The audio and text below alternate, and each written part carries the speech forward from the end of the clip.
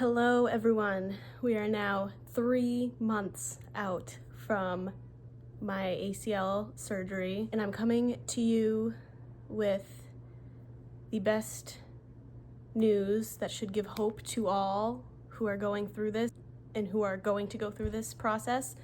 I am at a point where I would say my knee is doing well, which actually is saying a lot because throughout this whole process, as many of you know, it's been a bit of a struggle, and there are times when I thought things were not going to go well and my knee wasn't bending and I was having a lot of pain. But finally, at this point, I am walking around with, depending on the time of day, either minimal limp or no limp. And especially if I get up from sitting down for a while, I'll have a slight limp in my walk, but once I get going, I can walk pretty normally.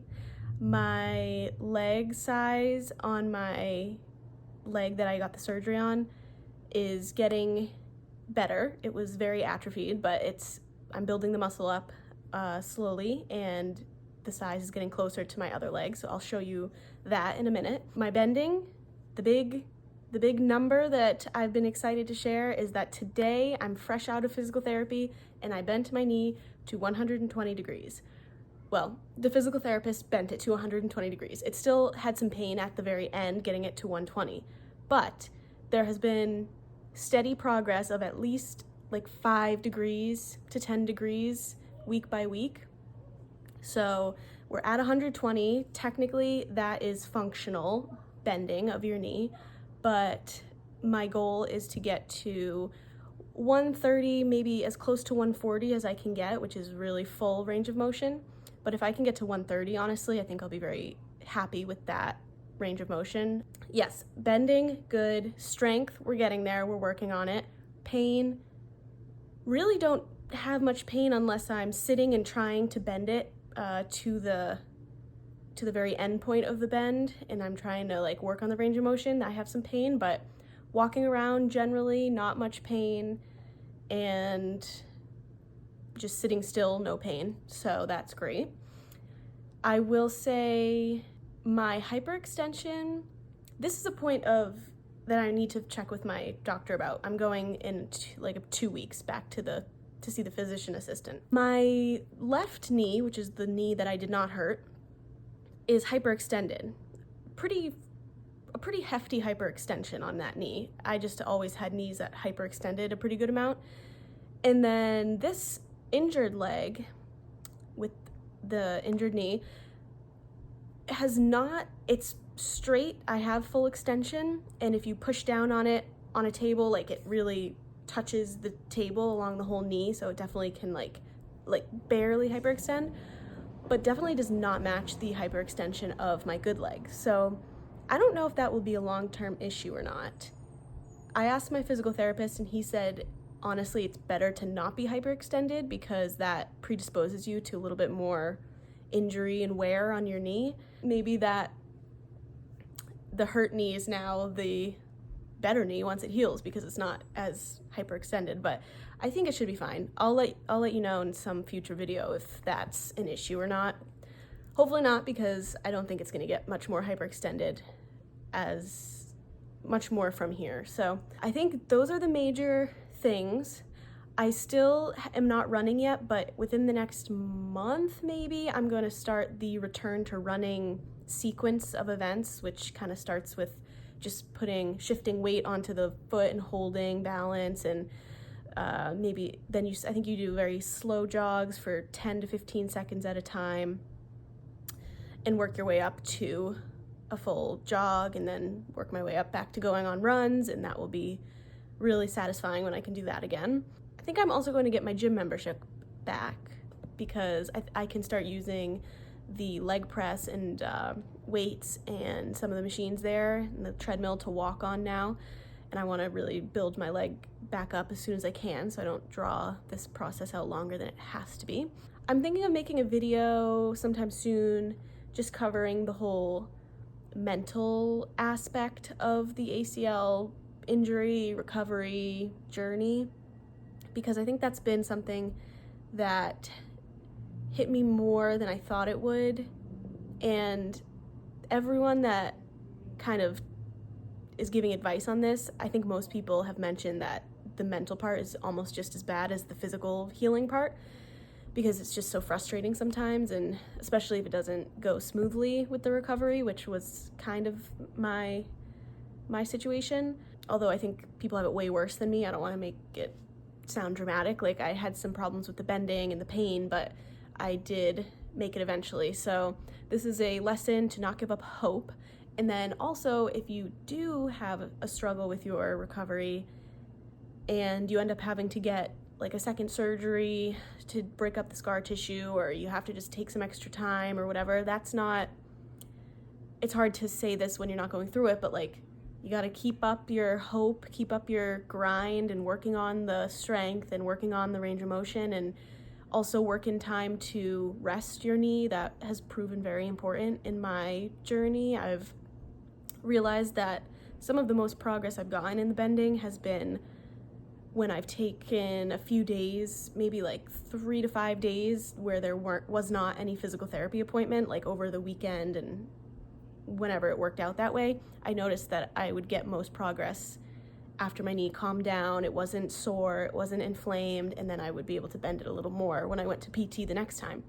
So that's something to keep in mind too. If you're just cranking it, and not giving it any time to rest, you actually might be progressing slower than if you stop and give it some time to rest in between. All right, so I'm gonna show you my leg size. I'll show you some of the strength things that I can do now that I couldn't do before, and I'll show you my hyperextension. Maybe I'll show you my walking too, just so you can see how my gait has come along. I will say, sad part right now is I haven't been to acupuncture in this past week. I went last week, but my insurance changed and I have to see if it's covered to go to acupuncture now and whatever, which is sad because I really do think that was something that was helping me with my knee. So I'm still progressing without it. I don't think it's gonna ruin my recovery, but hopefully I can get back to that. Here we go. Okay, leg size. Can you tell which is which? That's a joke because you definitely can tell. But here we go.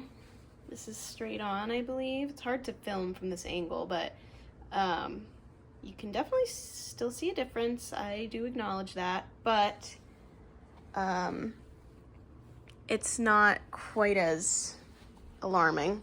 So this is my normal, like if I let my leg hyperextend on the good side, this is the not injured side. This is the hyperextension.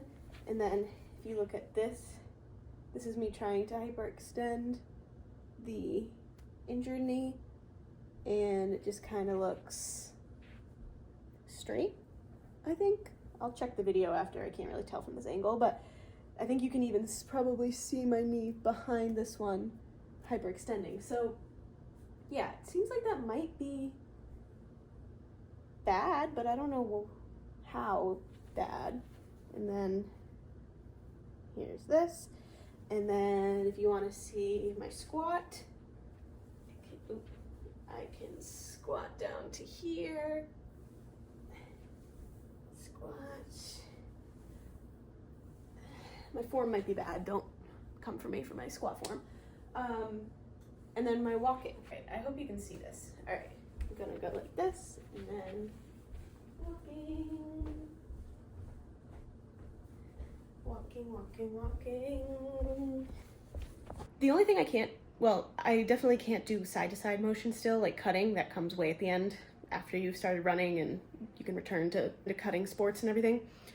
But I noticed in the grocery store the other day, I tried to do like a cutting move to get away from someone, to like avoid hitting someone, and it didn't feel great. So that's also something. I will get pain if I try to cut one way or the other, so I just stick to walking straight forward and backward for now.